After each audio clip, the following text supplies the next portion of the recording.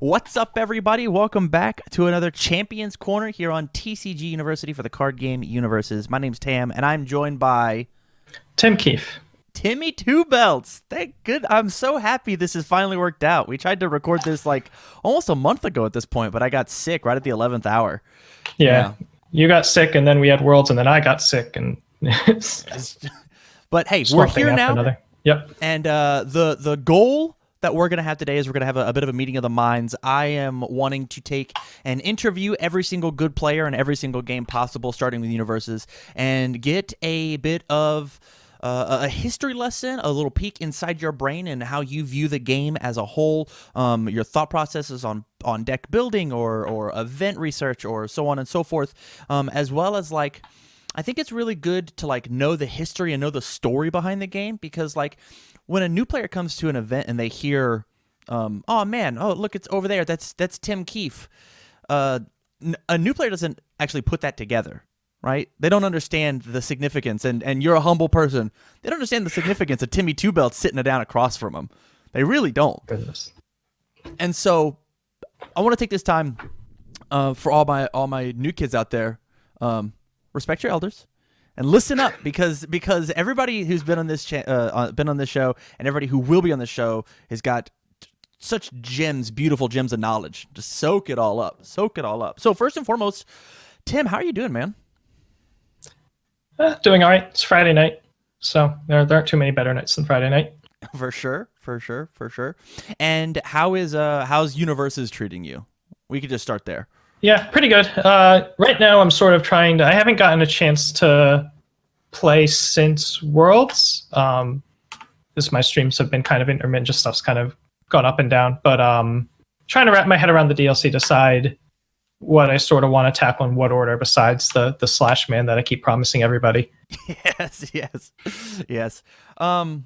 So let's talk about your rap sheet a little bit. As such a competitive player, we had Kevin Broberg on our last Champions Championship, and you can see that video out here on the channel, probably in some playlist if I did my job correctly.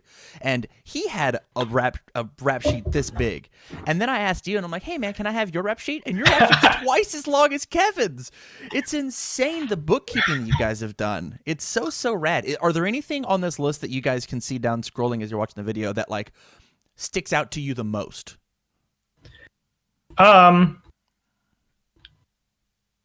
Yeah, I mean, one of the biggest things, the reason I started keeping track of this is there was a period of time in sort of 14 and 15 that I sort of intentionally just rotated through just one event, one deck, one event, one deck, one event, different deck each time, just to like sort of show stuff off. I didn't want to like lose track of all the random different things I've played. Yeah. So that's kind of why I started keeping this. And it's not like a list of all my wins or anything like that. I'm not quite sure what you're showing on the stream, but I literally, whatever document you gave me, that's what I put on there, and it's just going to keep scrolling the whole time. Okay, it's a ton. It's so much. This even has like my scrub out with my scrub outs. Like there's been a few of those over the years. Hey, that's. I mean, at least you named it. Like 2017 Rochester PTC scrub. Oh god, Lord that was a disaster. Yeah, that might have been my worst event. Hey, that's okay. It's like I said at the very top. What a humble human being. I guess I want to take and before we get into like the real topics, why do you think that Jasco Software has determined to place me and you to fight each other every single event that we go to? Yeah, I don't know. It goes up and down. There was a while, there was like 3 or 4 or 5 events in a row or something where I got paired against Garrett Brett in round 1. Oh wow. After a while, we're like, really? This is, the at least this year, one of those was teams, so to some extent we picked that matchup. Yeah. I didn't run into him this past Worlds, but there was a pretty good string where I kept running into Dave Wagner last year. Okay. Going back to the year before that too. Do you know your records versus these gentlemen? Who's up, who's down? Goodness. Because definitely from this past Not Worlds, a clue. You are for sure up on me. For sure. From Atlanta last year and then the 2 times at Worlds this year, we were tied. We were even, and you just swept me these last 3. Put me in my place. I'm pretty sure I'm somewhere around evenish with Garrett. I mean, me and Garrett have faced each other in events at least 20 times now. That's gone way back. I don't know if me and Dave played before last year or the year before or something like that. Okay. Probably pretty close to even. I know I got him twice in one event with the Lilith, but he got me with the Sniper Joe. With that deck, how silly. That I'm deck, taking credit for that Sniper Joe deck. I showed that deck the worlds that Hot Rod played Bomb Man. I had a Sniper Joe deck that was playing on turn 1 Gravity Hold into Rain Flush.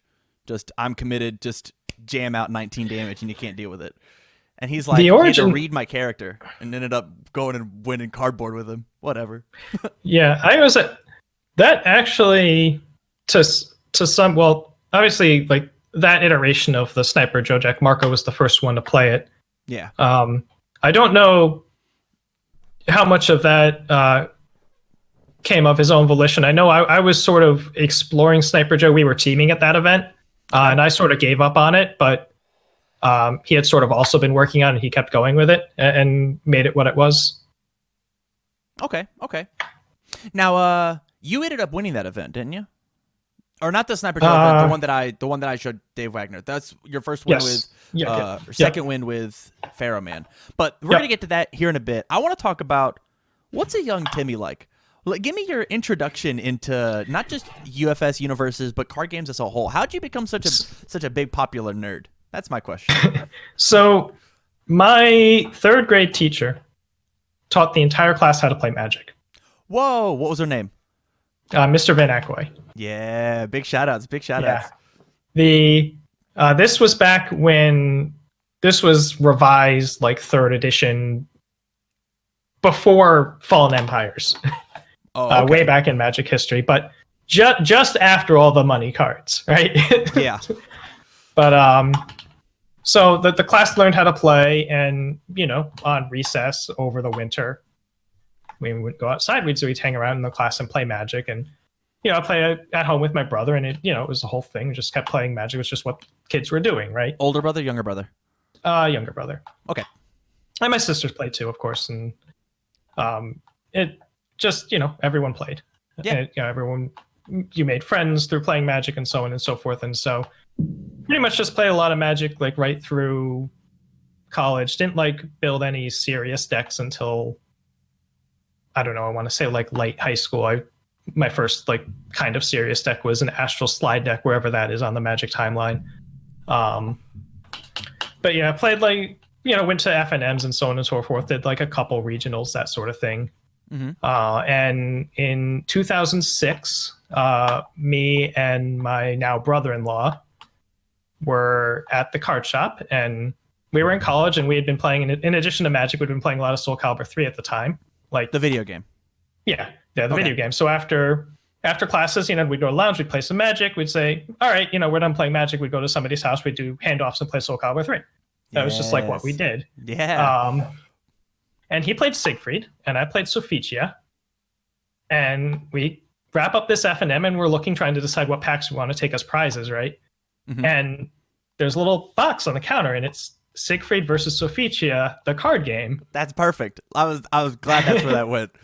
And we're like, well, we're splitting this. Yeah. And you'll play Siegfried, I'll play Sophicia. Anyone who's familiar with those cards, Sophicia was way better. Yeah. It wasn't fair at all. But we started getting into the game, and from then on, we didn't just like instantly deep dive into it or anything. I mean, we were in college, we didn't have money, but every time we would go to an FNM, we'd get a few packs, and instead of taking Magic packs as prizes that we didn't need, right? They were just like scratch off tickets for cards that we'd like turn in for store credit or whatever. Who cares? Yeah. So we said, we'll take UFS packs, and we'll just keep supplementing our decks. And they did a thing back then where if you spent $20 on product, you got a promo character. And the one for the month where I started was Zhang Hua. And that was actually the character I really played early on. Mm-hmm. She was a 720 with a free enhance that gave your life attack plus 2 damage. So I was just like, all right, I just crack packs. Any life attacks I find that check 3s, they're going in. And we're just going to play this deck. And I found a 2/2 with multiple 4. I was like, all right, this is how I'm killing people. Yeah, that sounds great. That sounds good. Like even now, right?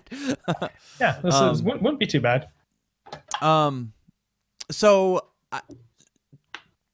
do your siblings still play card games? Like you're a man, you're a well-known face in this community. Do they still play Magic? They still play? My brother doesn't. He still plays like shooter video games and stuff, but he's Okay. he's a firefighter now. That's So really cool. yeah, he works all day, like a couple days a week, like Okay. 24-hour shifts. Yeah. Then comes home. He does normal person stuff. Play some shooters with his buddies at the firehouse, that sort of thing. Fair enough. Fair enough. My sister like ostensibly plays card games. Like she still has her Magic decks and she has Pokemon decks and so on. But she also has two very young children, so Yeah, that that helps. doesn't really pan out. Yeah. So, my question is how did you get from the tabletop to a champion? Like that's like the crux of this entire show. And so, kind of bring me through like your first event. Did you just go crush it? Did you just mollywop people, or was it this slow build that you had to work your way up to? So it was kind of both. So I was fortunate that the Poughkeepsie play group at the time included a couple of players that were doing some traveling and playing, including one that had taken home some like what were at the time some significant wins. Okay. With a mill deck. Oh, how fun! Yeah, called him Folks, Mr. Clean. He was cleaning your deck out. Plan B should never be Plan A. Don't. Yeah, that's not okay. Yeah, so Steve Klein and Jack Hale and a couple other guys, Greg Rallier, and so they were going to 2008 U.S. Nationals, and Jack wasn't going to be able to make it, so they needed a third. And they said, like, "Hey, do you want to come road trip with us? Okay. We'll come out here. We'll do some grinding. We'll How old were you we'll at the practice you up, and we'll go out there." And because I'd done all right with that Janqua deck, I had won like a Foundation of Power event, which was a thing back then. Okay. And I was like back and forth from college, but whenever I showed up, because like, even when I was like away at college and not really playing, I was still keeping up my collection and doing trades, by the mail and that sort of thing. Okay. So I'd go away to college and I'd come back to play in a UFS local, and I have 4 blood runs too before any of them do, and they're like, "What the heck?" But yeah, so heading out to that, that was the concealed shallow swipe meta, the fabled. Everyone plays 4 attack decks. If you're not playing 4, not literally 4, but like 6 or 7 attacks. And if you're not playing 6 or 7 attacks, you're probably playing 0. Wow. And if you're not doing that, then you're Ukio. Sounds similar to something that happened this past year, huh? Yeah. So, I was practicing against concealed shallow swipe decks, trying to be a hipster rogue and find a deck that could beat the concealed shallow swipe decks. And I found this, I came up with this Kami deck that had built-in asset destruction, which was a pretty good edge at the time. And because everybody was basically winding up to stop either one, Ukio's like one and only one attack string, or, a singular deadly swipe. I just like tried to find this way to play this unusually honest, sort of almost looking fair deck. That's sort of just playing multiple attacks over multiple turns and hoping to eventually get there. And I had this wacky mix with a card called Taking the Bait that was like actually kind of working. It was, I want to say, a little bit better than 50-50 against the swipe decks. So I was really proud of myself, and I brought that to Nats for singles. For teams, they just had me play Ibuki because pretty much every team had one, because you couldn't have 3 swipe decks. That wasn't going to work. So just play stupid Ibuki deck, basically. Fair enough. And they wound up just sort of throwing me into a bunch of coin flip aggro matches all day. And I won a few of them, but basically I got carried to top 4, where I lost an Ibuki mirror to John Hare, who invented the Ibuki deck, basically. Okay.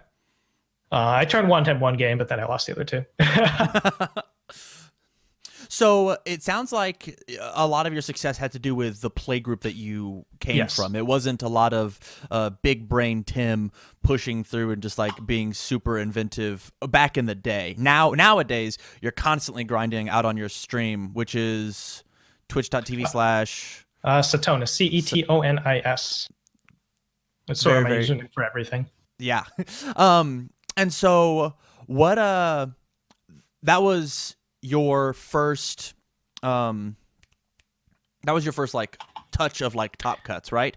Like of a major Uh, event? yeah, that teams event in singles, I actually went 0-2-1. That was I was shocked because I was coming for a Magic, right? Yeah. What I didn't realize about UFS, and part of this is just sort of the nature of the players. Part of this is diversity rule. Part of this is, you have a large event with players from all stripes. Yeah. I had no idea that anyone would show up to that deck playing something that wasn't swipe, Yeah. right? Like I thought Yeah. the field would be like 80% swipe, 20% like Ibuki, Ukiyo aggro sort of stuff. And I just got thrown to death by random Zangief decks. I was like, I wasn't ready to face any deck that was trying to play fair. This deck doesn't do anything against a deck that's just trying to play throws on you. Like, That's funny. That's funny. yeah. So what you've got your play group. About how big was that play group in 4 or 5 people. Okay.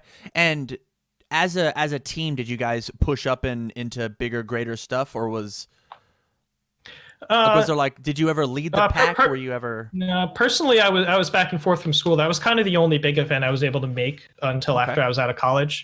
Okay. I know at some point, not long after that, Steve Klein had to move out to Buffalo, and Greg got a mortgage and had to decide whether he was going to play Magic or UFS. And UFS is more fun. He knew way more people that played Magic, so he went with that.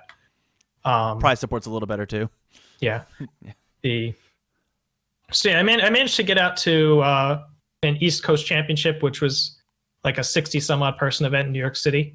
Okay. That I had this Talum deck that was kind of just all in on resolving a 0 mid 5 multiple 5 that she could get for free or something like that. I forget the details of exactly how that Talum worked, but yeah, basically the whole deck was like, it was almost like a Shield Big Bang type deck where it was just, I have this one attack that's going to kill you, and everything else in my deck is going to make sure that happens.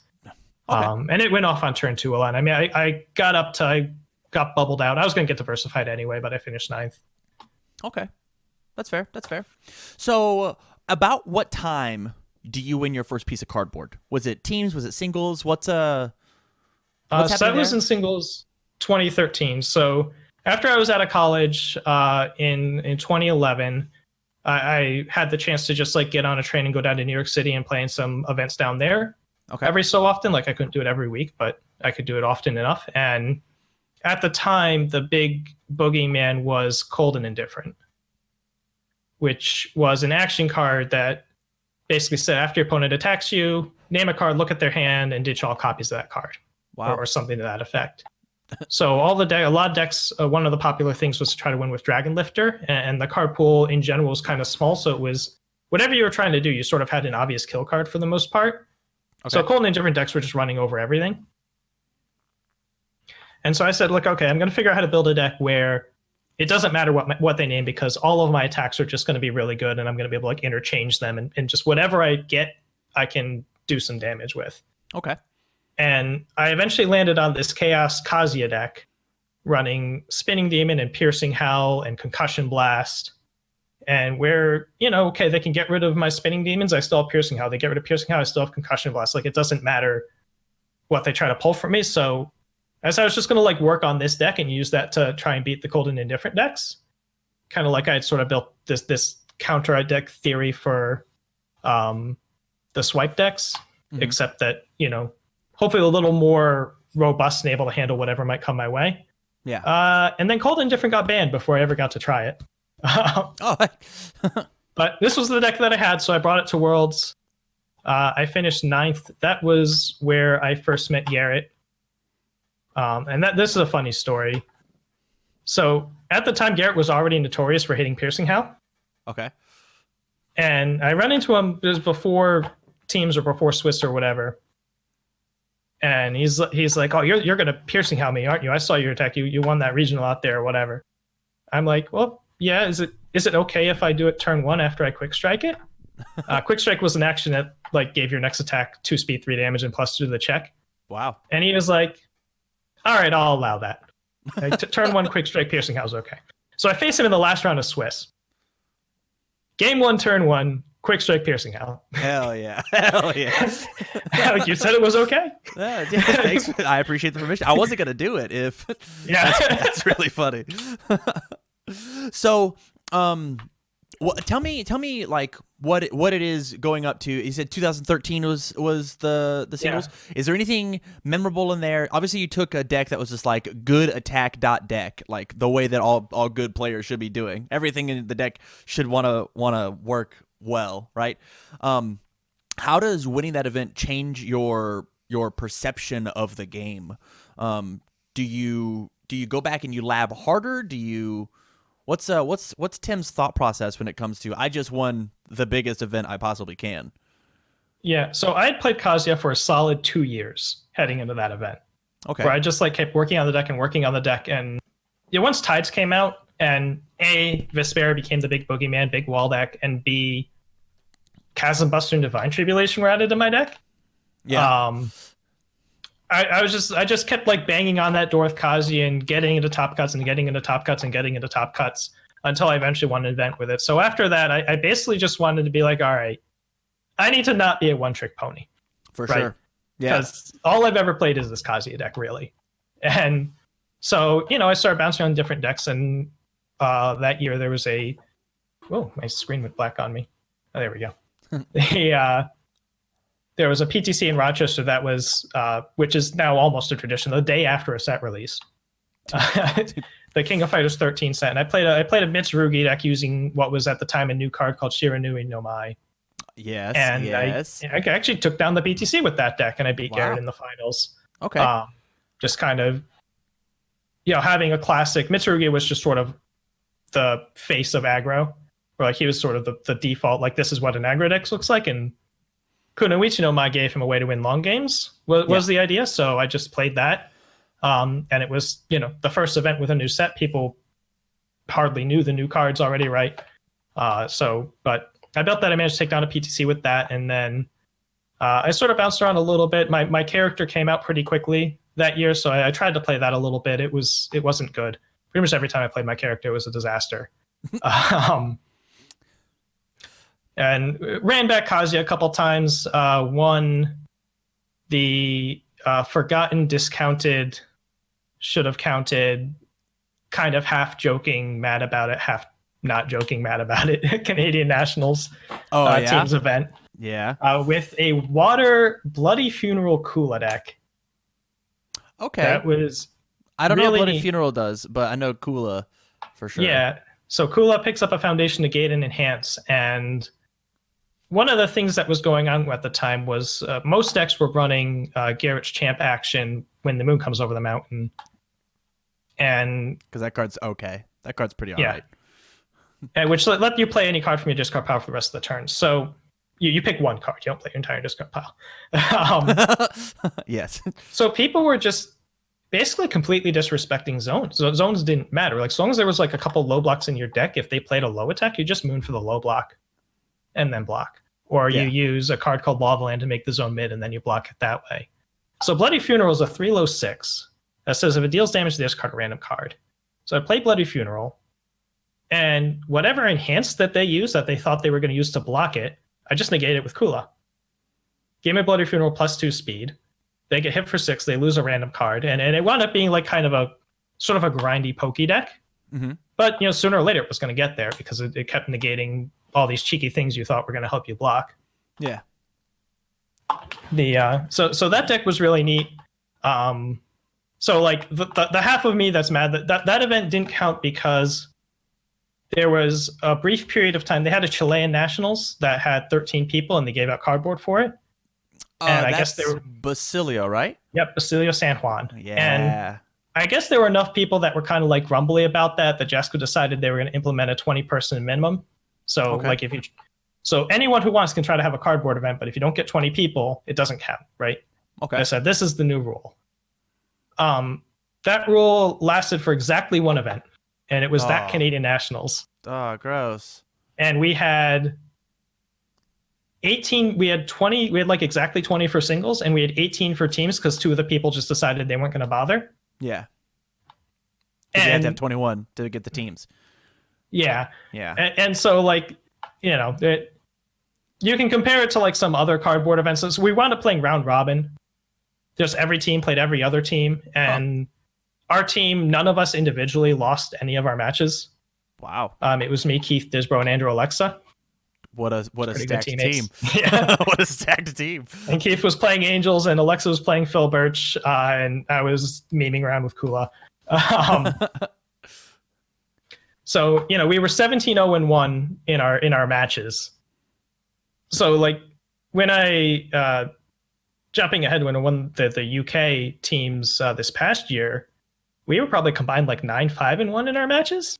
Wow. Yeah. But that's cardboard, and 17-0-1 isn't. So like I always gripe about it whenever it comes up. Like obviously, like I understand why it happened, and I'm not seriously expecting Jasco to like go print a card from 2013 or something. Yeah. But I like to be a grump about it. It certainly like tells you about your tenure in the game, right? That you're allowed to complain about not having cardboard from 2013. Like you have this story, and like the fact that the game means so much to you that even with, we'll use the air quotes, cheated cardboard, right? Because like one event, 18 people, it is definitely tipping more towards the category of lame than not lame. That's for sure. Oh yeah. But like even then, like you're still stuck with it and pushed through. Yeah. So what's it like building a character? What's that like? So the first character, I had done some fan sets. I was doing a lot of I played a fair amount of Toho in college, so I was making all these Toho fan sets and putting them up on the forums. So I had the chance to do a champ character, and I was like, all right, I want to have an effect that has never been in this game before. Okay. And that's when I came up with this idea of picking some of the opponent's foundations, saying you can't commit those to pass checks. And so I did a little testing on like a couple iterations of this and came away with this 720 that does what it does. It's first enhance destroy foundation. Your attack gets 1/1, and you pick 3 of their foundations, and they can't use them to pass checks. This character was not good because there were too many defensive like speed reduction foundations for that to really matter. Yeah. But it was cute. It was fun. People like to try to play it. People would like come up with builds that test really well and then bring them to PTCs and then get dunked on. Yeah. There was kind of this thing going where at some point it became like the Tim Keefe challenge. No matter how well it tests, it's still going to lose. I'm well. Good job, you fixed it. Yeah. Well, but yeah, no, that was fun. It was cool. Obviously, like all the friends and family, like you show them, like, oh, I have this card, and they think it's really cool, and that sort of thing. That's rad. I think it's really interesting. And like everybody plays universes in order to build a card. Like that's like people's eyes light up no matter what game. You're like, actually, I'm in this game, or actually, you could be this game. Just go win a major, easy peasy, easy peasy. And so when it comes to winning an event, and even topping, what are some of, and we'll take a small intermission and get back to the history lesson. What are some of the big lessons that you've learned when it comes to like, I've come out of an event and I've learned something? An example is like this past Worlds, right? I learned to always bring a fun deck. I think one of the big, I personally didn't enjoy Worlds as much as I could have this past year because I played Jeddah and he decided to just be grumpy all day and check nothing but 2s. And so the only other backup deck I had was Tim Keefe 2, which was good, don't get me wrong, but it wasn't a fun deck. Yeah. It was one of those grindy, I have to go actually play real games, compete against Shane Duckworth type of decks, right? And so, like, I should have brought an Astaroth deck and just, like, had fun princess pairing people all day. But I didn't because I was so determined to play the good stuff. What's a lesson that you've learned after coming in successfully or unsuccessfully from an event? So I know people, like, do this and they get away with it. But I'm very much opposed to sort of playing a deck blind. Like, building it the night before and expecting to do well with it if... unless it's very similar to something you've played before or whatever. Mm-hmm. Generally the Kazuya deck, obviously I'd played a boat ton. The Spike 2 deck, the Pharaoh Man deck, I had gotten each of those out to a few like 2 or 3 largest events and Yeah. iterated on them before taking them to majors. And so obviously, like, the reason I've kept playing Yusuke for the past 6 months is because I wanted to like keep doing this, just work on the same deck, and nothing else was really pulling at me. Yeah. So I'm a big believer in deck familiarity and getting to that version 5, version 6, version 10 of a deck. Yeah. Um, and that a lot of that entails working on your own deck as a part of that, right? It is important to me that not only do I know what the cards are in my deck, but I know why they're in the deck and why they're at the numbers that they are. Ooh, I like that. Uh, Not what, but why. That's good. yeah, like what are the situations that I was running into at that event 2 months ago that caused me to trim Spirit Charge Kick from 3 to 2, right? Yeah. And stuff like that. And why is there a 1x Scroll of Abyss in my Kazuya sideboard that won me a game in the finals? Yeah. And just things like that. That obviously like net decking has its uses, but I think it's more useful as a learning tool than as a success tool, if that makes sense. Yeah, for sure. For sure. I dig that a lot. I think like as somebody who has a YouTube channel and puts up literally a deck profile for a different character in a different symbol every single day, I think net decking is important to get an initial idea, but me and you value cards completely differently. Right. What you think is a 10 out of 10 card, I think is a 3 out of 10 card. For the same reason, like I don't like Friends and Rivals. I don't think that's a great card.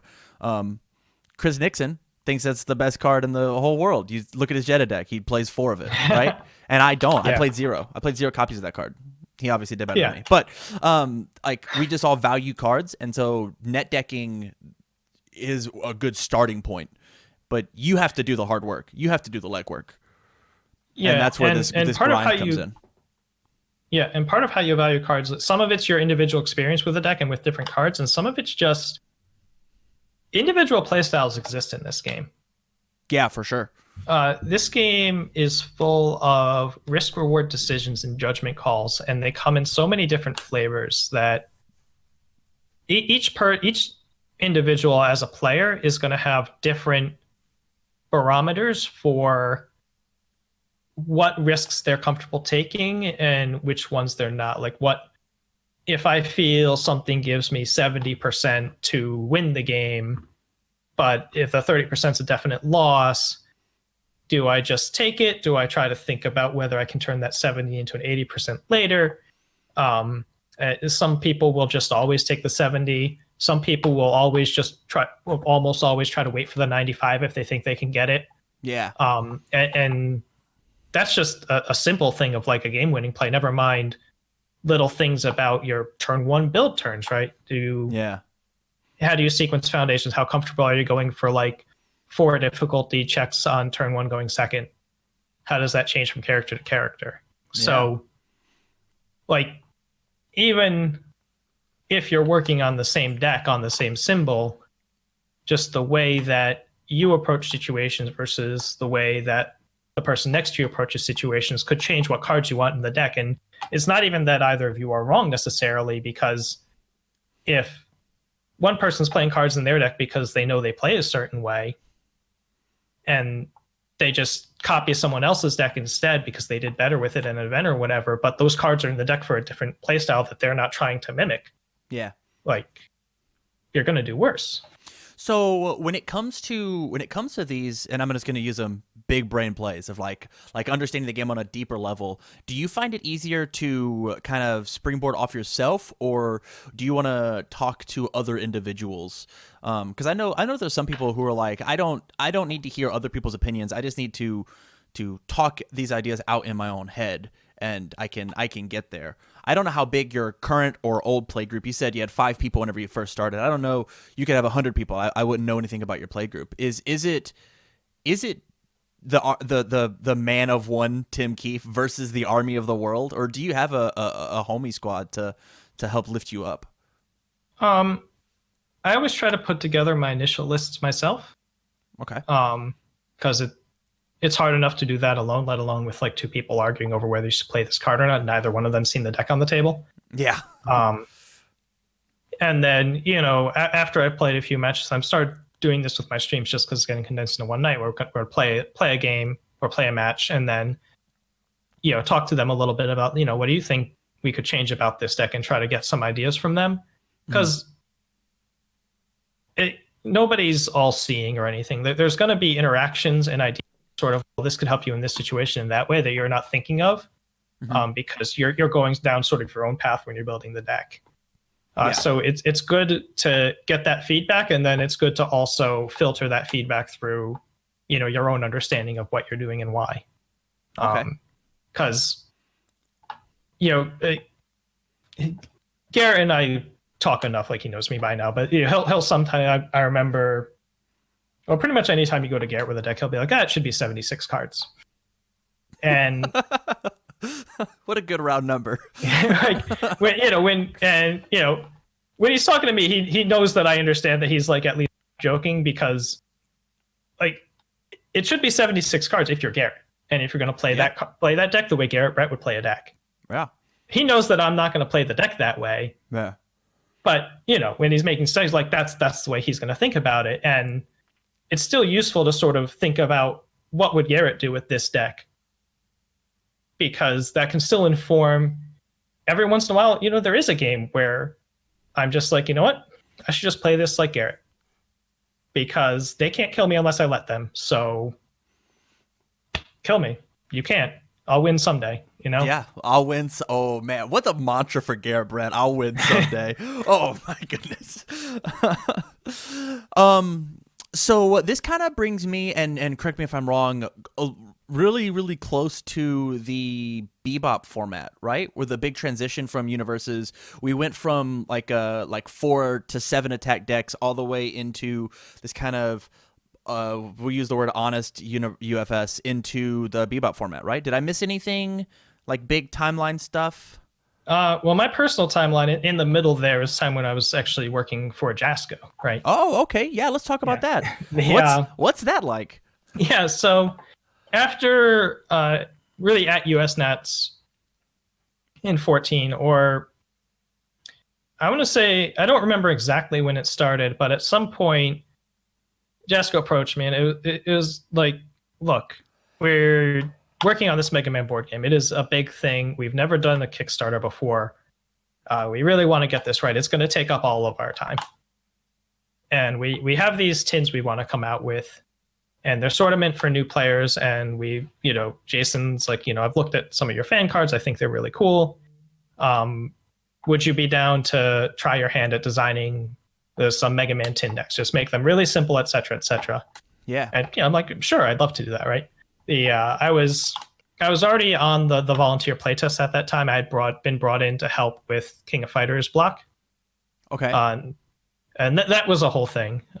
It's not worth getting into the details, but there was like an IRC chat where we sort of ground out a lot of stuff quickly towards the end of that. And so I designed the Mega Man tins, and he was really happy with those. He's like, all right, this is going to go on for a while. So we set up an arrangement where I would basically, me and with the help of Sean O'Brien and some other people that came in here and there, would design the sets for the game. Wow. So that Jason could focus on the board game. What an honor. That's really cool. I would sort of manage playtests and try to collect the feedback and do my best job of squaring. A lot of times it's like one person saying one thing and one person saying the opposite. Yeah. And like, I'm sure somebody's going to feel like you're playing favorites no matter what you do. Yeah. But so we did the Darkstalkers tins and the first Mega Man set and the first Darkstalkers set. Warriors of the Night and Rise of the Masters, right? Yes. And we had queued up and finished a Blood Omen set. And we're sort of trying to work on in a rush a Battle for Power set. Okay. And so that was like a year and a half, 2-year span, give or take. And in that time, they didn't have the rule about playtesters not being able to play in events, but because I was the designer and Sean was also doing design, we weren't allowed to play in majors. Okay, that's fair. So 2014, we weren't allowed to play for cardboard, right? Because we Yeah. were like literally designing the cards, and there's Yeah. a limit to how egregious you can get away with things looking, right? Yeah. So US Nationals 2014 was the last cardboard event I was able to play in for a while, and then after that, I insisted on I want to still be able to play in PTCs because at the end of the day, we're going to be making most of the ban decisions because Jason's just not going to be that involved in it. Yeah. And we're going to be designing cards for this format. So I want to be there seeing the format in person, right? I want to see it from the other side of the table. Yeah. So I went through this string of PTCs and stuff where I basically just went out of my way to play stuff that people didn't think was good. Okay. And just sort of, because I wasn't going to play Vesper, right? I wasn't going to play like decks that I wasn't trying to win those events, right? I was just trying to make some noise with stuff, make people think about the format in different ways. And so then, and a lot of those decks got picked up by other people and played to some success, right? That's Vincent Gray deck, the lows and throws Vincent Gray deck started there. Okay. I had an all Joe deck that was really good that nobody played at that Worlds that I'm still mad about. That's where the Void Athena deck started, the Railgun Athena. I played the Tin Morrigan to some success at a PTC. Wow, I played a Time Man deck at some point. I tried to play my character a couple times. It didn't go well, but the Ring Man deck started that way. So yeah, I just kept playing these Funsies decks and doing pretty well with most of them anyway. Okay. And after a couple of years, there'd been at some point like there were a couple stores that were grumbling that the people doing well at events had a lot of overlap with the playtest team because the people that were on the volunteer playtest were people who had basically proven themselves to be really good players who know how to build decks, who know card power levels and can talk about the game on that level, right? The value of a card. So it was a little right? bit, yeah. So it's a little like chicken and egg. So if you're good and you demonstrate that not every good player can talk about card design, right? Like some people, you ask them to. Sometimes you ask someone what they want their champ card to be, and the end result's like this horrifically broken thing. You're like, how do you win an event if you think that card's fair? Yeah. But the people who had sort of demonstrated that they're able to do this usually ended up on playtests. So, of course they were doing well at events as well. But even so, at some point, Jasko decided that was a bad look. Yeah, that's fair. And said like, all right, we're done with the board game. We feel like we can take all this stuff in house. And so they just say we're going to take playtesting in house. And I was on the phone and says, look, if you guys are going to be playtesting your stuff there, then I assume that you guys should just be doing all the design too, right? Because it doesn't make sense for me to be designing cards from Connecticut when you guys are also, because they were going to be pitching with the Street Fighter set and stuff. You guys are also designing cards. Playtest is right there in front of you. Yeah. So if you can handle all the design load, you guys should just do it, right? So I backed off as that's fine, but I was getting a stipend from them that I was basically using to pay my travel expenses. So I wasn't going to be able to go to events for a while. So after that, I actually sold off the bulk of my collection. I kept a CA deck and a Pharaoh Man deck and a Shenko deck, and just said I'm going to work on these just through the singles market or whatever, because I don't have a local play group. I still don't really have a local play group. I go 2 hours out to Cape Cod, but wow. Yeah, every other weekend I try to make it down there. I obviously can't go down there weekly. I lose my mind. Man, that's dedication. Yeah. So I just had these 3 decks, and I went to events that were within driving range, basically. Some Poughkeepsie PTCs or whatever, but was kind of out of the loop for a little while. And then when 2016 US Naps was coming up, I had a chance to fly down because it was landing pretty easy, and it was pretty easy to get to. And by that time, in the intervening time, Jasko had been like, I sort of expected them to go around to like their biggest playgroups and their new Omaha playgroup and all that, and sort of give them the like, oh, there's a new design team in town now. Everything's going to get better. It's going to be so much better now. Just you wait, right? Like, yeah, I expected that, right? That was fine with me, right? Mm-hmm. Even if you don't believe a word of that, that's what you do. You just like get the players, whatever. You can't be like, hey, new design team and it sucks. Like everything has to be better than the last iteration. So Right.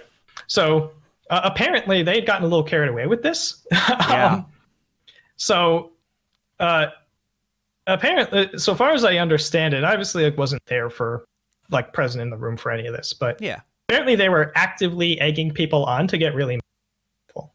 Like when someone would like complain about Ever Hopeful, instead of being like, yeah, it's on the watch list where, you know, we haven't seen it too much at high level play. It's just in a couple decks, but you know, we understand that it's tough as a new player and it's a little unfair for 5-hand size or whatever. They're just like, yeah, that card sucks. Those old designers, they were awful. Right? Like, yeah. It kind of sucks because of like the brainwashing that involved. That's exactly where I came into the game, and my locals were very much, man, fuck Ever Hopeful. This card is terrible. It's ruining the game. And there is one name that you can think of in order to. There's one person who greenlit all of this, and so thank goodness he's gone. Ever Hopeful won't ever happen again. Flash forward 2 years or whatever, right? Yeah. So, like, due to uneducation, I want to say sorry. Like, I've definitely inadvertently drug your name through the mud without even knowing who you were, just because like Tim Keefe was just like, it was almost like a naughty word you said, but like, you're like one of the coolest guys in the game. I didn't like really understand this was going on from like out in my middle of nowhere until like I showed up at the nationals and like the ensuing worlds, and someone like walked me and like, hey, I heard that you designed Ever Hopeful to make your character better. I'm like, what? My character was a meme. Like, I didn't care. Like, the expectation was that Felicia was going to make my character completely irrelevant, and she kind of did. Just people kept playing it for memes. But yeah, and I've always said, you know, ironically, like I think Deforester was the bigger mistake than Ever Hopeful. As somebody who played Assets Athena, I gotta disagree with you. That card was a barrel of fun. Yeah, what I mean by that is that the reasons why Deforester was too good was something that, as a design and playtest team, even without playing out some sort of metagame, you could see. Like you could look at that card and understand that there were going to be decks that were going to be doing what that Asset Athena was doing. Yeah. And build one, draw one on every hand seems really, really good. Yeah. And whereas yeah, go ahead. Yeah, sorry. Whereas with Ever Hopeful was sort of clouded by the way that the metagame was at the time. Yeah. With Red Horizon and Tides Legal, with cards like Cataclysmic Force were around, Perfect Accuracy was around, Directing Empire was around. And so the Foundation Hate side of it seemed kind of below par for what was available at the time. And the idea of just sort of activating it every turn to try to -1 hand size people just isn't strikingly obvious when you look at the card. Yeah. Let alone the idea that a deck could get away with that in the era of Vespera, right? Yeah. So, like, a lot of things conspired. There was some oversight and the format moving in an unexpected way that made Ever Hopeful into what it was. Yeah. Whereas Deforester, like, just independently, you could look at the card, and if you think about it hard enough, you can see what's going to happen. Yeah, for sure. But that Metal Man +1 speed's pretty good. Poor Metal Man got the raw deal. Yeah. So this what takes us into you getting to play again? You said there were a couple events, and this was like what, 2016, right? Yeah. So the Nats was coming up, and like I had sort of like gotten enough of a vibe that like and especially the biggest thing that sort of ticked me off to like Jaska was sort of believing some of their own nonsense they were spewing was that they threw out the Blood Omens that we had finished. Yeah.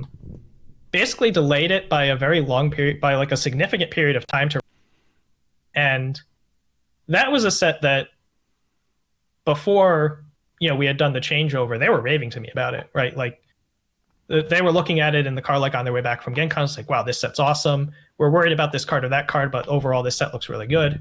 Yeah. And they seemed very happy with it. And that was a set that had gotten really more thorough testing than any other set we'd done. We had like Octagon tournaments with the playtest cards. Wow, that's cool. So they like if they had their heads on straight, they absolutely could have just printed that set and spent their efforts elsewhere, but they just kind of threw it out instead. And delayed it by a bunch. And I don't know if maybe they just had all that time the art was coming or whatever. But yeah.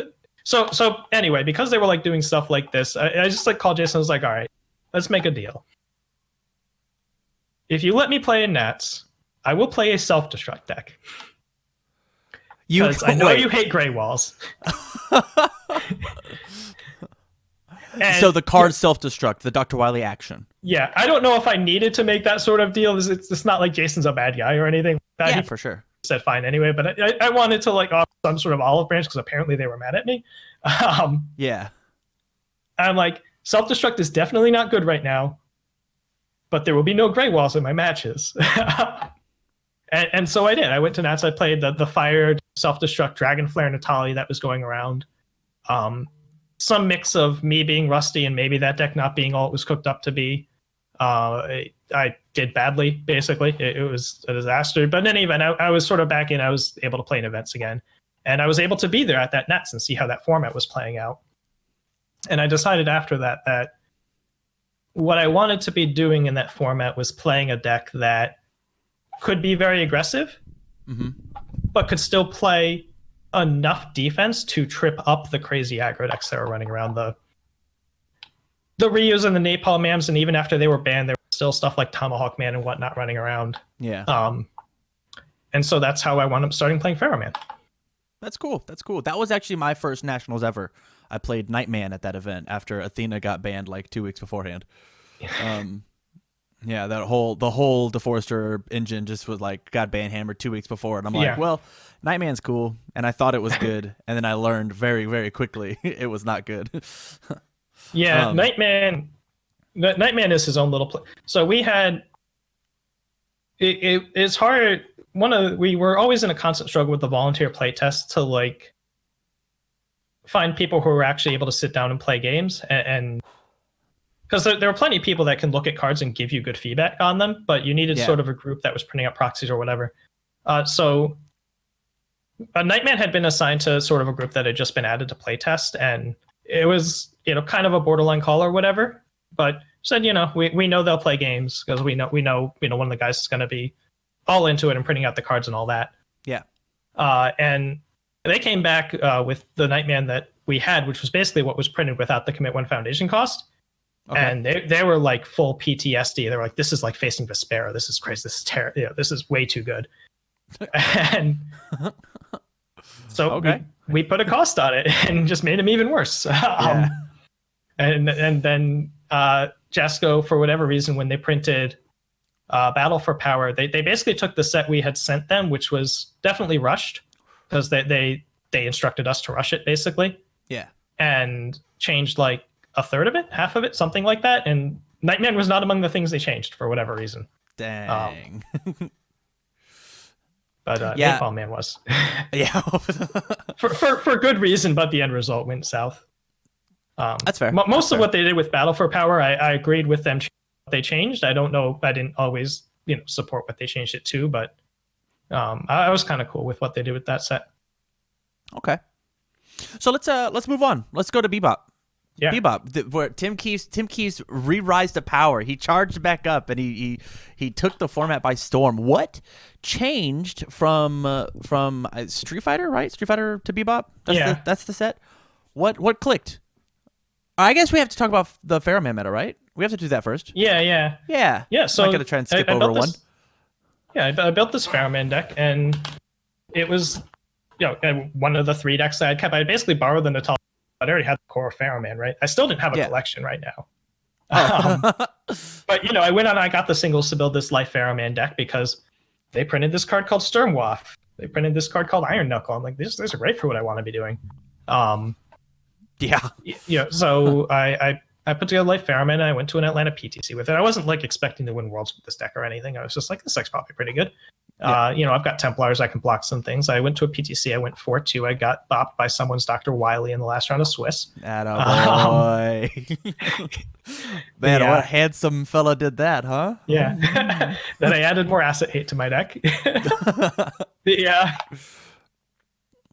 And then, I took it to, there was an event in St. Louis that I took it out to, and I Swiss champed that, and I very nearly, I had a very close match with the Zoe in Top Cuts, and it could have gone either way, but I wound up losing that match. Okay. And so, it's like, all right, this is good enough. I understand that Zoe's the hot thing right now, but I think no deck was like good against Zoe, but I was just okay against Zoe. Yeah. So I'm like, all right, I'll run this out. I wound up never facing a Zoe. I did beat some other like very aggro decks, but I got some kind of fortunate Top Cuts pairings for what my deck was. I faced a guy that had been playing for like 6 weeks or something like that, and his deck was terrifying. He was playing Dragon Flare Kyo and just very, very large Dragon Flares were getting thrown. But I managed to get through. I believe in top 8 I faced Piglet, which Piglet's obviously really, really good. Yeah. But Pharaoh Man against Dimitri is not a good time for Mr. I need to check a 5+. Yep. So I took that, and then I faced Garrett in top 4, which I was pretty sure I was going to lose, and I lost game 1. And then a young aspiring content creator comes up to me after game 1. He's like, after you're finished losing this, you want to come do a deck profile? Was that me? Yes. Hell yeah. And then I took game 2 going first, and I managed to steal game 3 because I caught him on he just drew a crap hand one turn, and I kind of sniffed it out and killed him. Okay. And then, I managed to win the aggro war against Yari in the finals playing Turbo Man. And I played double Sturmwolf on turn 1 of those games, and that's possibly part of the reason it got banned. That card. That card's really good. That card would be fair right now. And that's what that says. That card would be like, yeah, it's probably fair right now. And anything where like, yeah, it's probably fair right now is really dumb back then. Super crazy. Yeah. So what was it? What was the big takeaway from that event? We talked about other events, like I learned something, right? What did you learn after winning that event? What was the big takeaway? If you don't have one, that's okay too. I kind of shot that one out of the cannon. Yeah, I mean, to some extent, I knew at the time, I knew that I had sort of gotten away with it because of the way that format was. Pharaohman doesn't scale great into long games. Okay. And I had been using a card called Young Mercenary to sort of bail me out of those situations to some extent. But even with that kind of got me one turn deeper. Mm-hmm.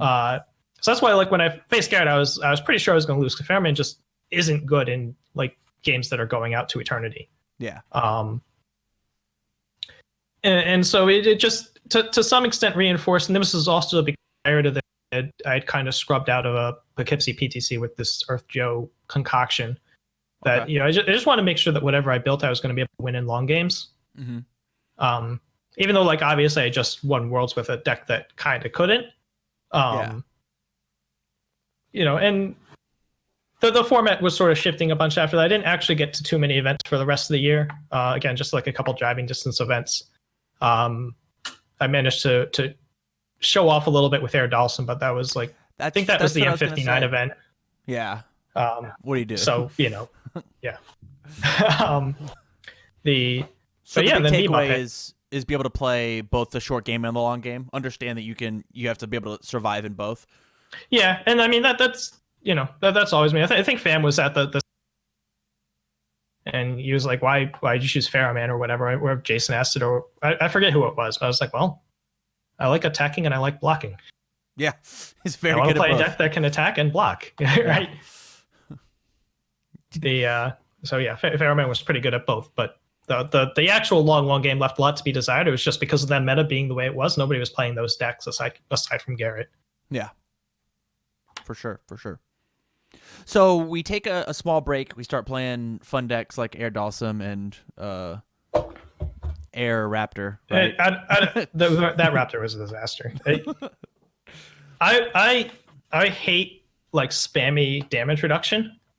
Like just going back to like the Maxima days and some of the old King of Fighters days, it's just really annoying and doesn't really feel like it's fun for enemy to play against. So when they printed Zangief, I had like blood in my eyes. I was like, I would play something that's going to beat Zangief. I don't care anything else. I just want to make sure I don't lose to Zangief. So I'm just going to build this Flash deck. This was before the new Raptor, mind you. Yeah. So I built like a Flash Raptor 1 dot. I was just like, I'm not gonna have enhanced steps. It can't reduce my damage. And I got bopped round 1 by Base, who was just a horrific matchup for that deck. And then round 2, I faced a Zangief and I lost. Oh no! Oh no! So I just dropped. I was just like, I'm gonna go play board games now. This is a disaster. This deck is terrible. I really just didn't have damage in it. I was so caught up in like interactions and having the flash and just assuming that I would find those ultimate undead, whatever the name of that card was, turns that all the Raptors were doing. It just wasn't coming together. Yeah. So I just like whatevered out of that event. That's kind of the only deck. I think that's the only event I've O2 dropped that besides from the Cammy disaster. Okay. But yeah, and then Poughkeepsie, I'd sort of regathered myself just to make sure I play a deck that can actually kill people. Built this really cool Air Dawson with Tornado Hold that I believe I switched champed with, but then lost in top cuts or something like that. Okay. Made Sean O'Brien hate Tornado Hold, but that card's really, really good, and that card cost me from fighting. It might have been fighting you in the Bebop world. I checked it as CA on an asset on turn 1 versus Barrett Bryant. Oh god, yeah. Assets aren't foundations. Yeah, assets are not foundations. I like played my free card, went to play my asset on a 2-diff, checked my 1, or as the 3rd card, and Barrett's like, that doesn't work, and I'm like, I know. And he just turned around and jetted me for my whole life. Like, well, you got me. Yeah. So let's talk about that event. Let's talk about Bebop. This is where I'm excited because like you have such a legacy inside of the game. You've played for such a long time. You've existed and honestly created metas, right? Like you created 4 sets in this game. And so what was the special sauce that made Spike 2 such a calling? Was it just I want to be able to attack and block? So it's funny because when the set was first spoiled, I was like, Spike 2 was getting a lot of hype, and I was like, I don't want to play Spike 2, right? So this guy looks dumb. I don't want to be like that guy playing like the dumb OP character everybody hates, blah, blah, blah, blah. And then so I was like, but I'm gonna need to be able to beat this, whatever it is. So I'm just gonna like figure out what I think the best Spike 2 deck looks like. And we're just gonna pack all of the counters that I can to the stuff that's supposed to counter him. Like all the action hate, the Iron Grits, the Reclaiming What's Ours, the Revokes, we can splash and bang. We're just going to play all of the counter defense stuff. Okay.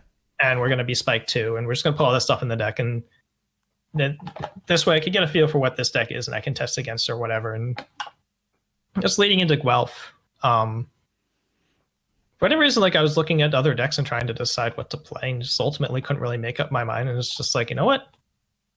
Sure, I want to see what I'm going to learn how to beat this Spike 2 by playing Spike 2. Yeah, that makes sense. And so I'm going to go to Guelph and play this Life Spike 2 deck. Then I won. It was a 13-person PTC or whatever, but I won it. Prestigious. It's like, well, this deck is good at attacking. It's good at punching through a defense and winning long games because all the stuff that people are using to defend against it, I'm answering. And I can, if I tune it up a little bit, I can probably block a little bit better. Whatever, we'll just keep playing this deck. So I bought it. I bought it to an Atlanta PTC. I made a bunch of changes to the deck. This was Twinkle Murdoch era still. Yeah. So I had done some changes to the deck to try to show up that matchup. Kind of went 4-2. Something didn't feel right. I eventually decided that Swordfish Gunfire is an absolutely garbage card that has absolutely no place in that deck. And sort of circled back to like, okay, that event in Atlanta taught me again, right? Sometimes like you learn something and then you forget it. Yeah. That I still want the large majority of my attacks to be real threats. Right. And Swordfish Gunfire is not it. Yeah. So Swordfish Gunfire is 4 damage, they can ignore it. And this is a deck that's already playing Space Salvo, that's already playing Dagger Strike. And no matter how many attacks you're playing, it's like you can just like keep where half your attacks is stuff the opponent can ignore. Yeah. But you got to make cuts. So, you got to find it somewhere. Yeah. I scrapped those. We put some kickers. Wound up with this 27 attack pile that I played at Worlds, and went 5-2, squeaked out the diversity fight, got into top cuts. Won some die rolls because you were allowed to do that back then. Yep. Because that's not a thing anymore. But that deck was sort of going into that event. He felt pretty well situated for the format because the big defensive monster Spike 1 was sort of vulnerable to getting hand taxed, like playing more attacks than he could actually block. Yeah. And that's what Spike 2 is great at, right? Yeah, for sure. It was still going to be like a slugfest against the Mad Pros, and I didn't really want to see Jet because out of the 8 Bebop characters that you're basically allowed to play, he was the one deck that could be really good offensively and pretty good defensively, and there weren't too many decks that could play both ways like that. Mm-hmm. Right, like most decks were either trying to sell out to kill you or selling out to defend themselves. Yeah. And I felt like Spike 2 was pretty good against either of those because he had, revokes and some good block modifiers because the aggressive decks weren't actually that scary relative to what they've been at other points in time since then. Mm-hmm. But so, a revoke and a block could keep you alive usually. Yeah. And then you could backswing them. But I managed to squeak it out against Barrett in the top 4. He was playing a bit of an unusual Jet build that played a lot of those utility attacks that don't matter too much. So I kind of got a little lucky when, his deck was built to, if he wasn't going to big shot, he basically needed to find certain attacks. Yeah. And he just wasn't finding those certain attacks enough. And then I got into this finals with James, and my deck absolutely collapsed on me. And his deck, unlike all the other defensive decks, was ready to deal with hand tax. Like, Humanity Sentry, like this +3 high block that he can just pick up from his board was an absolute headache for Spike. Yeah, for sure. And he had Secret Stash, which I had to play around all match, disregarding whether or not James remembered how it worked or anything like that. I want to clip that out so bad. I was, for most of the match, like, he hadn't had a chance to use it. Yeah. Because I was making sure of that, right? I was hitting it with my Hunt for Spires and Dragons and things like that. Yeah. But so it had a lot of annoying defense, and my deck was the really good hot draws. So that wound up. That's a good match to watch. It was a pretty long, like hour 40-minute or something match. Yeah, it was really grueling. It was interesting to see because, like, especially with like Spike being quote unquote the monster, right? Both of them, Spike 1 and Spike 2. Spike 2, we'll say less so, but like Asimov and Katarina coming out of nowhere. Of nowhere. He got 2 really lucky breaks in top 4, top 8, fighting essentially just double Coffee Samba decks, and that Asimov and Katarina deck was a really good job versus stun decks. Mm-hmm. And then he played this really beautiful, like, as much crap as I give him, your guys' match was like super back and forth. It was this articulate dance of just like both of you trying to utilize your decks and not go in too hard or know when to push, know when to stay. Like, it's something to be seen for sure. Yeah, and the hardest thing for me with that match was just Spike 2 couldn't 30 people realistically. Unless their pants were down. So I did expend a lot of effort in games 2 and I believe in game 3 as well, just trying to get that first hit and just get that first 6, that first 9 damage or whatever. Mm-hmm. And then I could wait for the hot draw to kill him. Yeah. And I managed to pull off the trick in both of the remaining games, even though, I didn't get the early aggro turns that normally get him, those first points of damage. Yeah. But I was able to sort of sneak my way out of there. That was the first time I ever saw the Tim Keefe boss pose on the turn that you went to kill him. You look at your hand, you set it down, cross your arms. All right, calculated. Yeah, I just like to make sure I'm not getting like too caught up in myself and not getting like too close-minded and tunnel vision about like whatever attack string I'm seeing when I look at my hand. Yeah. And I just like to take a mental reset sometimes and just make sure that make sure I'm actually evaluating my options here and not just seeing, this hand where I'm just sort of assuming that I know what I'm going to do with it. Yeah, it's really, and I definitely have an issue with this too. Of just like, oh, I found this real neat attack. I'm just gonna jam it down. Look back at your hand. Oh, there's a hunt for spiders and dragons in there. Maybe I should have played that first, huh? Or making like real silly basic plays like that. And so like having the self control to sit back and be like, let's slow down a second and really think about our plays. It Yeah. shows the higher caliber of a player. It's really fun to watch. Yeah, It's not fun to and sit down across from, but it's fun to watch.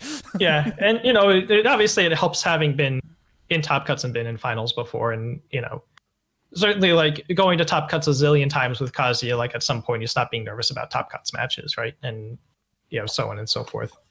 What a baller statement. Wow, that was awesome.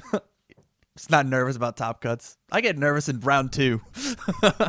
Yeah, I mean, I don't know if it's like a lack of nerve so much as or like playing a little bit better when you're nervous or whatever. I feel like I make more mistakes in Swiss than I do in top cuts. Obviously, like part of that's being able to take the time all the time and think things through and all that. But Yeah. So as we push forward and we talk about the new UFS with Mortal Kombat and then Street Fighter versus Darkstalkers, what's your overall opinion on the game as a whole as it starts pushing forward into the future? 2020 is going to be a brand new year. Universes is no longer the active card game. It's now just the system.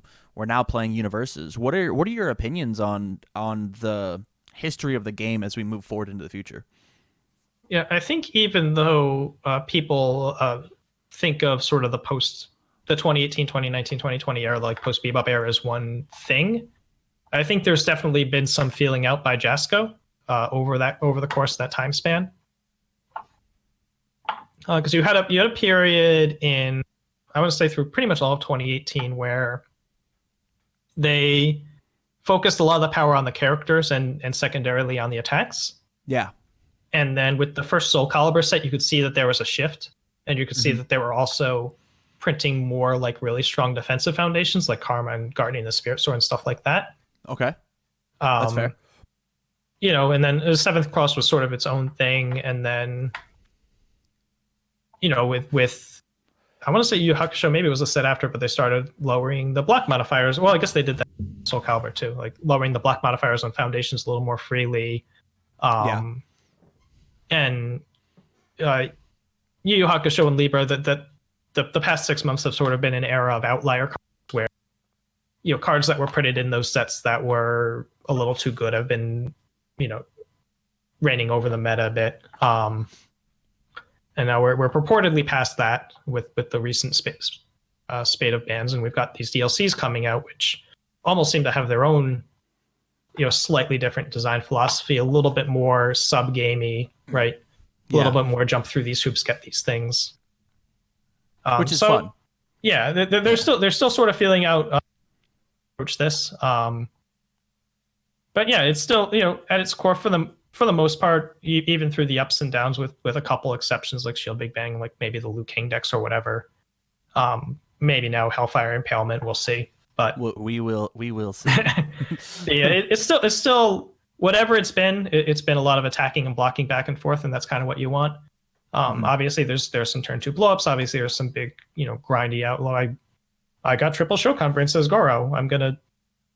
I'll kill you someday when I feel like it, but you can't do anything. So eventually. I'm just gonna So those sorts of things are still around here and there, but overall the average game of Universes is 3, 4, 5 turns. People are attacking, people are blocking. That's kind of what you want. So yeah, for sure. And so you think the game's going in a good direction, or has been going in a good direction, continuing an upward trend of this is what Tim Keefe, the champion player, wants to see? Yeah, I'd say so. I mean, I think there was a question about on your stream about favorite formats, and I think I wound up settling on the Seventh Cross meta as probably being the best point in time in the past couple of years. Okay. Because they had sort of found a nice balance between offensive and defensive power levels, and it was before sort of the all this sort of big trumped up outlier cards showed up in Yu Yu Hakusho and the downward spirals and Shield Big Bangs and so on. Moon sets and such. Yeah. Yeah. The so yeah, it and certainly these DLCs feel closer to a seventh cross sort of concept.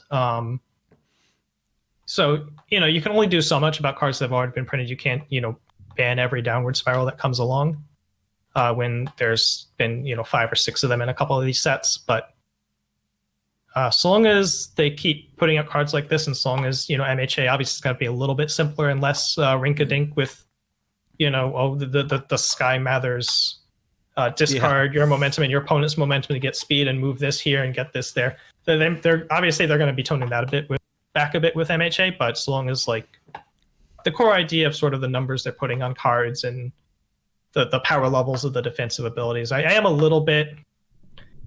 They do seem to be very, very happy to print like defensive trumps. It hasn't always been balanced across symbols or whatever, but cards like the new Tomahawk Man Foundation we saw today, cards like Shell of a Proud Man, there's a bunch of those in these DLCs, and I'm waiting to see if and when we'll get sort of offensive equivalents. Yeah. Like adding Ridding the World of Outsiders was like a big revolution for my Yusuke deck that sort of helped it solve some of its win long game problems. Because the challenge with Yusuke in basically any flavor is making sure you can win if you don't draw a shotgun. And Stakeout and Ridding were sort of the only playing Yusuke at this past Worlds, because if I hadn't come across those deck changes, I would have played something else. Okay. That's fair. That's fair. And so I think about that, and I want to value offensive foundations, but we need to see them get printed. And Shell's kind of one.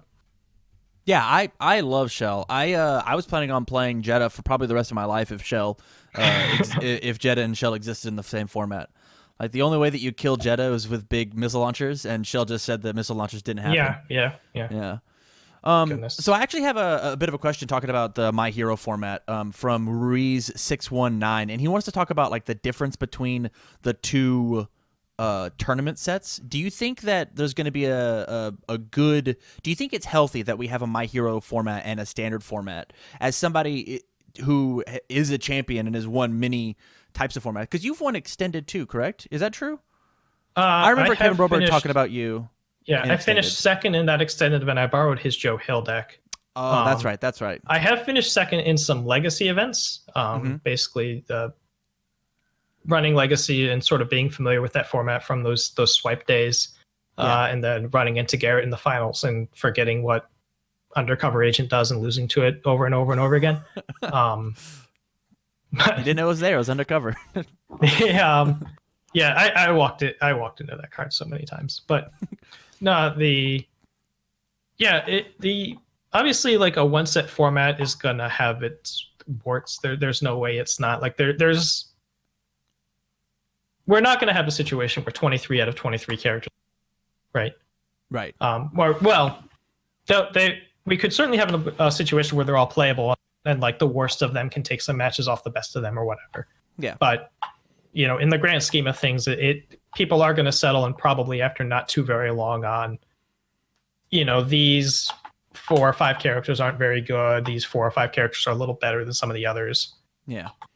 And then there might be the A minus B plus tier might be 10 characters deep or something like that. But obviously a format with a relatively limited count of good quality characters is gonna isn't gonna feel great for a little while, but we'll see how they approach it. Again, if they do too many of those sort of I think the Magic Turn form is a linear theme where a character is sort of designed to work with their stuff and their stuff's designed to work with that character, and there's not a whole lot of cross usefulness. That can really drag down a small format like this. Yeah. I do like the what's in the demo decks by and large isn't really sort of locked into their characters. And I think the My Hero starters are going to be the best starters we've ever had, probably. Wow. Because, when I think way back to when I got started, I was able to take that Sophicia deck and setting aside how like wacky and all over the place power levels were back then, but I was able to Yeah. just take that deck and plop Zhanghua on it, and the deck still made sense, and just sort of feed in cards as I got them. And that's hard to do with the likes of Scorpion or Sub-Zero, really. Yeah, for sure. And Vicious, maybe not so much. Spike One, you kind of can, but whereas I could imagine someone taking like the bulk of their cards in their, Deku deck or their Bakugo deck and putting a different character on it, Yeah. including like obviously All Might was designed to be able to do this, and sort of filtering cards as they got them and not needing to make like a big investment in booster boxes up front, and just be able to, if they want to do what I did and just be like, I'm still playing my FNMs, but I'm not going to take Magic packs as prizes anymore. I'm just going to go get Universes packs instead. Yeah, that makes sense. Okay, so as we start to wrap this up, I want to get a little more.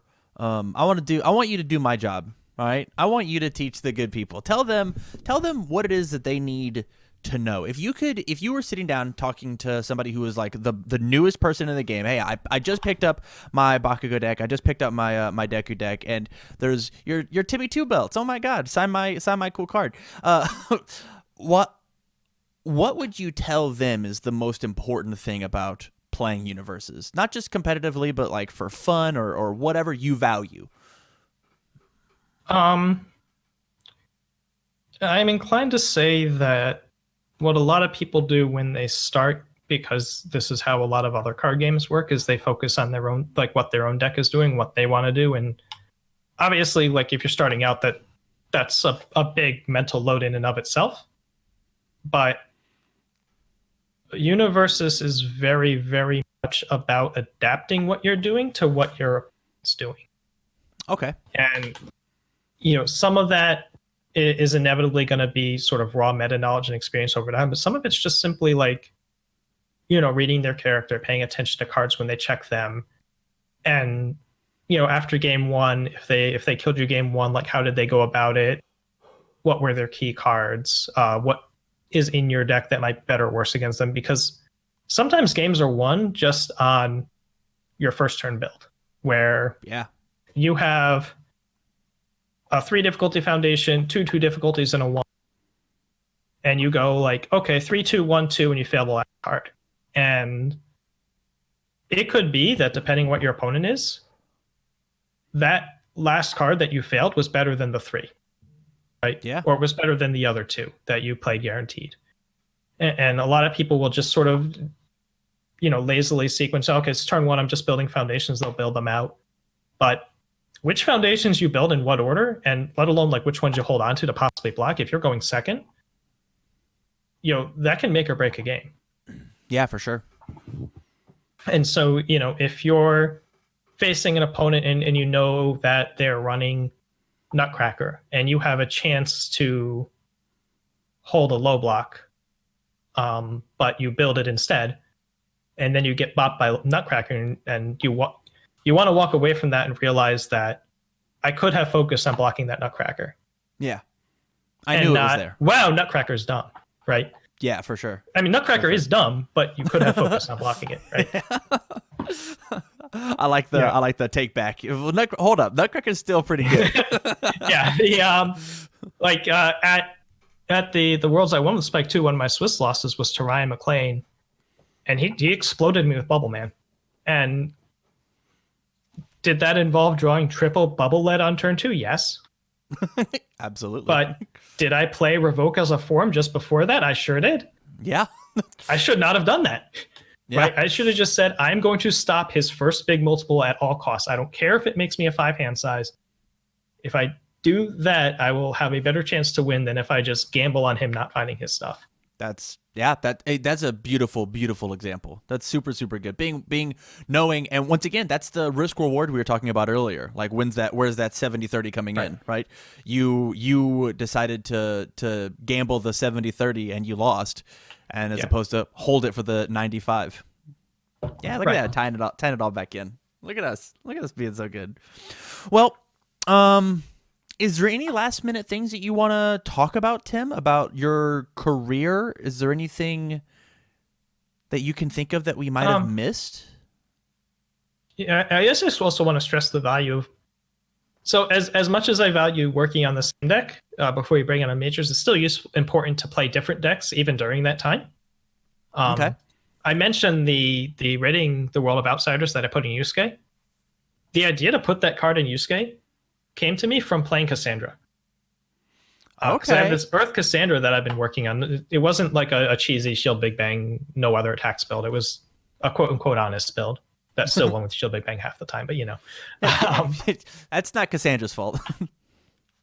yeah, and so, at some point when working in that deck, yeah, I was okay, like I need more damage output in this deck. And while I sort of reflexively dislike the idea of relying on foundations for your offense because foundations can get removed, right? Hmm. They can get hunted, they can get flipped, they can get sealed, whatever.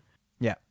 Even so, I had gone down to like 1 or 2 copies of Key and 3 copies of RS. I'm like, no, I'm going to go to 4 RS and 3 keys, or 4 keys even. We're going to try 4 keys Yeah. just to have damage on my foundations that I can produce. And after doing that, like the next time I went to look at Yusuke, I'm like, you know what? Get out of here, Telekinetic Master. We're going to put some offensive foundations in for basically the same reason. If I don't draw shotguns, maybe I'll have these out. Yeah. And maybe this will allow me to piece together a win backed up by stakeout, stun force, things like that. It was certainly good in teams, that's for sure. It was Yeah. one of the most annoying pieces of the deck. Yes. Yeah. Ridding. And I tested with Keenan with the Ridding in the deck, and I won the first game basically on the back of Ridding. I'm like, there's no way. And it just kept happening. I kept playing the deck, and I kept winning games that I definitely don't win without Ridding. I'm like, okay, I'm okay to run this deck now. That's really rad. It's really fun when like that light bulb moment happens. Yeah. It's such a rush of endorphins to hit that epiphany. Well, Tim, Yeah. here's where I'm going to give you a chance. Go ahead, and we've been streaming for like an hour 30. One of the shorter episodes, I will say. Tell us what you're doing inside of Universes. You are also a content creator. You're Yep. streaming all the time. Hit me with all the plugs. I want the good people to know where they can find you. Yep. So it's been a little bit rocky since Worlds because I got sick and people have been busy. But what I am endeavoring to do and what I've been doing for the past few months on Mondays and Fridays. This Friday I didn't do it because I'm doing this. Oh, But thank you. on Mondays and Fridays, I'll be streaming over at twitch.tv/Setonis, Cetonis.